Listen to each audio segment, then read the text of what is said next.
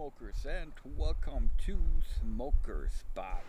We're doing another review, and we're doing it outside again because holy shit, the sun is shining. It's a bit windy. You might hear that here on the microphone, but I think it will work out, and I have absolutely no intention to sit inside when the sun is shining. Guys, we are smoking the Davidoff White Edition Robusto Gordo 2012. It's not from 2012. The original edition was from 2012. This one was released last year, and I had it sitting in my humidor for a while, but now it's ready to be smoked. So let's see how it tastes.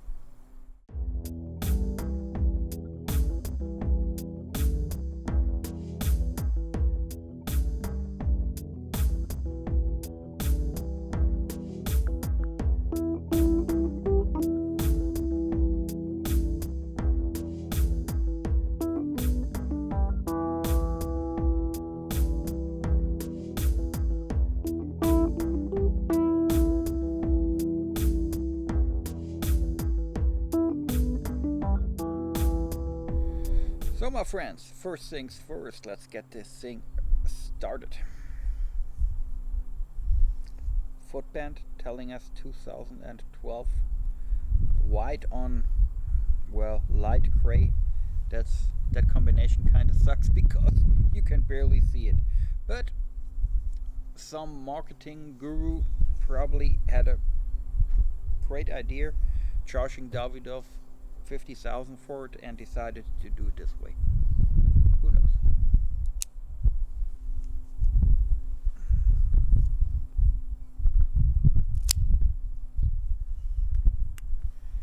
Nice.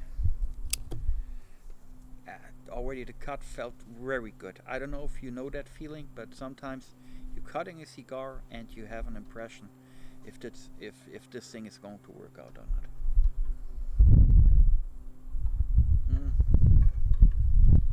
Chocolate and grass.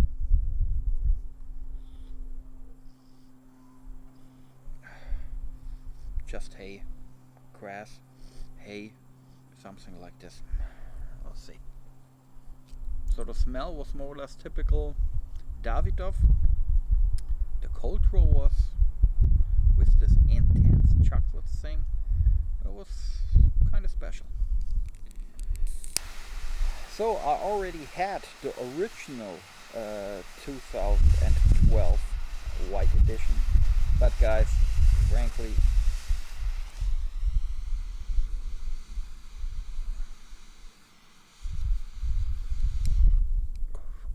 I can't remember how exactly that cigar tasted back then.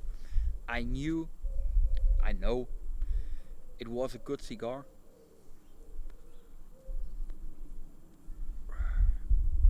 but like the aroma profile or so, no idea. And in preparation for the review here, I decided not to, let's say, dig too deep in order to keep it straight, because when I'm reading too much about a cigar, how it tasted and stuff like this, then you have it in your mind and then you're talking shit about a cigar. But guys, I'm pretty sure that wrapper is almost Maduro dog, and can't remember the original 2012 edition, but I'm pretty sure it was just like a Connecticut style wrapper, not that dark. But maybe I'm wrong.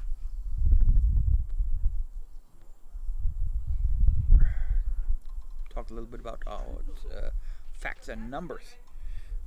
This cigar is 5.75 inches long and has a ring gauge of 52.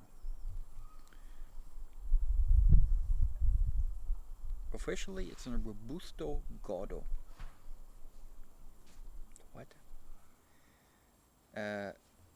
Size-wise, it's just a Robusto. Maybe a little bit longer than usual. It's a 5.75, but for me, still in the area of a Robusto. But anyways, they made some. They fucked up, marketing wise, because last year they released. This cigar here is coming in like in wrapping paper. Where I was so pissed when I was reviewing the 515 Madison, if you remember that one. And still, I think that's ridiculous. Because for that price, and it is.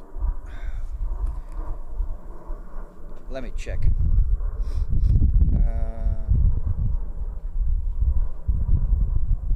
I just have the information here about what the price is in Switzerland.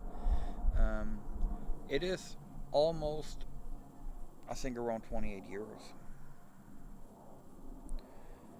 So 280 for the box of 10. Give me 10 bucks. A real box, please. But nobody's listening to me. What I want to say is they had this sticker on the paper that is around the cigars, and they're giving you all the information like the name of the cigar, origin, blah blah blah. And in the size in the press release, and all the photos that were at the time of the release or were given to all the retailers, it said Toro on the size. And then they named it Robusto Gordo, but then actually it's just Robusto. So they messed it up. But most important thing, of course, is the taste. And it's starting very good. Strength-wise, like I would say medium. It's a Dominican Puro, and it has 7 different tobaccos. And I'm not as smart, or I'm not that smart that I can remember like 7 different tobaccos, so I've put it on a list. We don't know nothing about the wrapper specifically, so it's just a Dominican Republic wrapper. The binder wrapper is in Piloto Seco. And then we have 5 different fillers. All Dominican. Piloto Ligero, San Vicente Mejorado, San Vicente Seco, and of course, one of my favorites, the Yamasa. Yamasa Visos, and last but not least, an hybrid 254 Visos.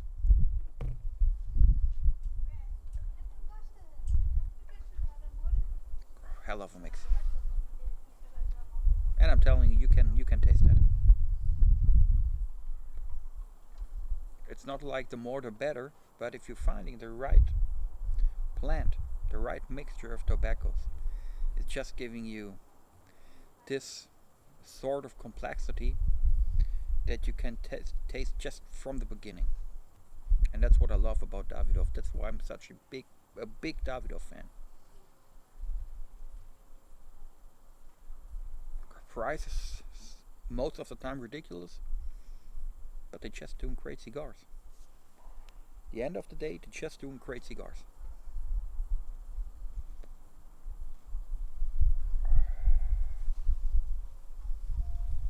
Up to now, it's looking good. Burn is okay, ash is okay, but we have to remember we're outside. Wind is constantly flowing around here, so that might affect the burn. Without further saying, let's see how it develops.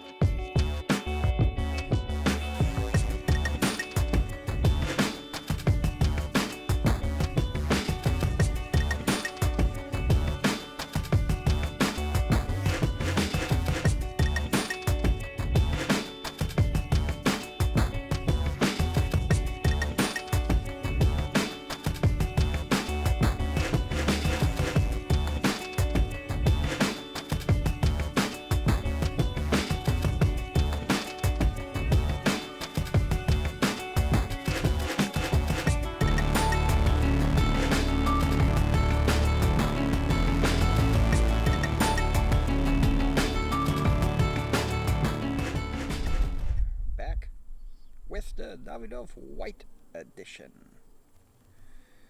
Robusto Gordo 2012. Nice cigar. Really nice cigar.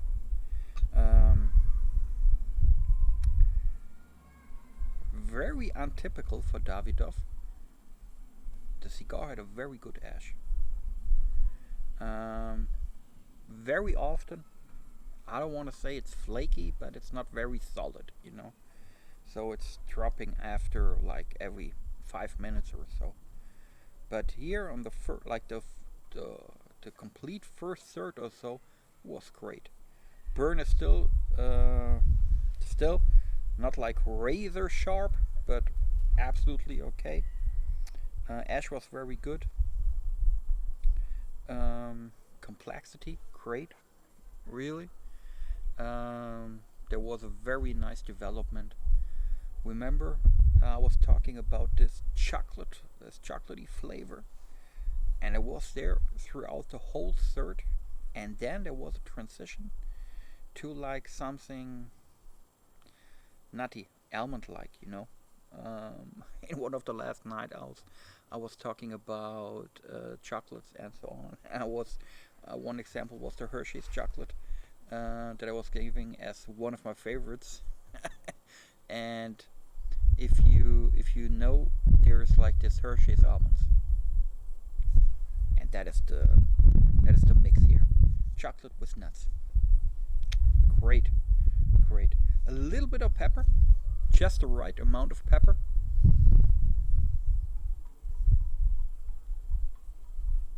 The draw was always very effortless. Enjoyed it. That's a smoke you can really enjoy, you know, when everything that's around the smoke is almost perfect to perfect, you know.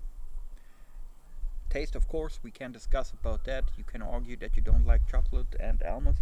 I would say you're crazy, but if you don't like that, it's probably not a cigar for you.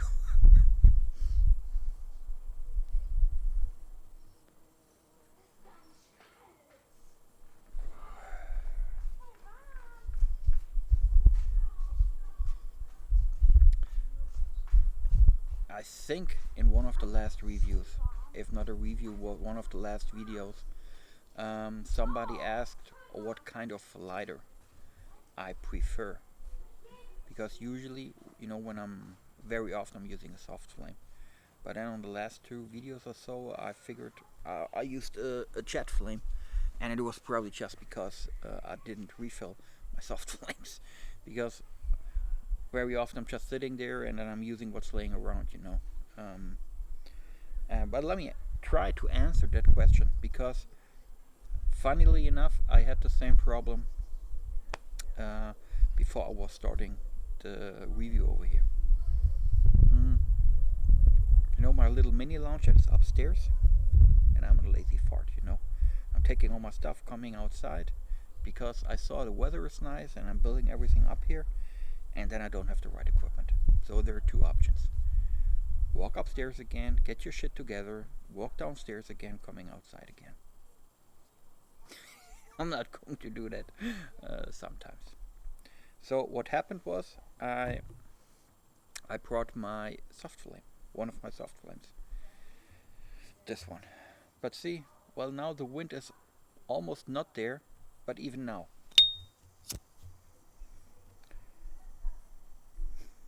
Even now it's working perfectly.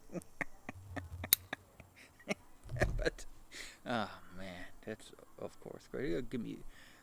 Wait just 30 seconds and then I will show you the effect again. But you probably already know what I want to talk about. What's my favorite lighter? Or my favorite way to light a cigar? It depends of the environment and the situation. Now we have a little bit of wind again. See what happens?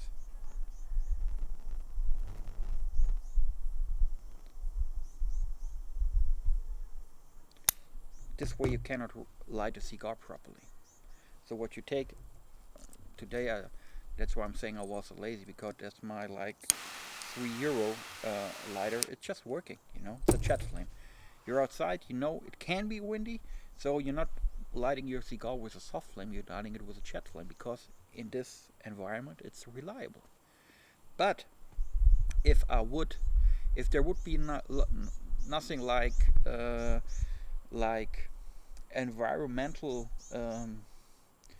conditions like wind or whatever, I would always use a soft flame.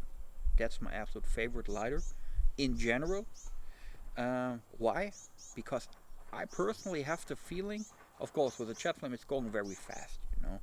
And sometimes when I'm in a hurry, I'm doing that too. Or, like I said, outside, for example. But when I'm inside, and like I said, no wind, no shit around, all that stuff, I'm always using a soft flame. Why? Two things. I want to take my time. It's like a ritual, you know, lighting up your cigar. It takes time. And that's what I enjoy about lighting up a cigar. It takes time. Concentrate on lighting up your cigar, doing it the right way, and it takes like 30 seconds or so. Yeah, you just then cling, sitting there and lighting up your cigar. And plus, I have the feeling I'm not torturing my cigar so much with a soft flame. It's not getting so hot.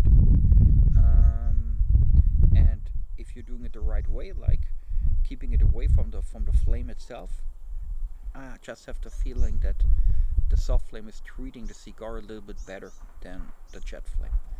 But use whatever you want, you know. It works both ways, of course. If you're preferring a jet flame, use a jet flame, you know, even inside. And if you're the soft flame guy, use a soft flame.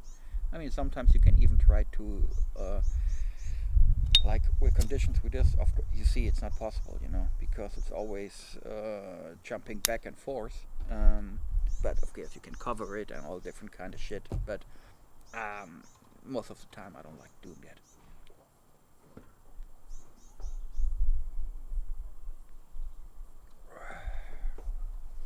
And I had another topic, but I'm holding that back for the next night owl. It's about exploitation, and that will be an interesting one.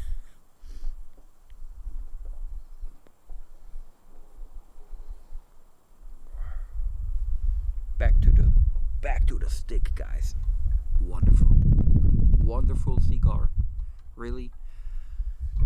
2 negative points. Well, actually, 1 negative point. The box. Still don't like that. But I was ranting last year really a whole lot about that wrapping paper that they are using. They use it, fine. I don't like it. They don't care. Good. I will still buy my Davidoffs. And I still think it's not a good way to getting your cigars together. Well,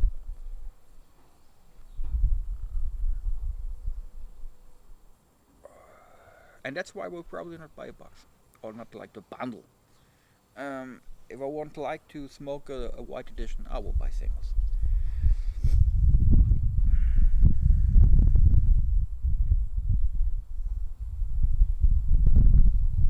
So guys, that's it. Hope you enjoyed the Davidoff White Edition review. I was looking forward to it and I'm really happy. That's a good cigar. Enjoy a good cigar, enjoy life. Most importantly, stay safe and stay healthy. And I hope to see you around at Smoker Spot when we're doing another review, cigar talk, night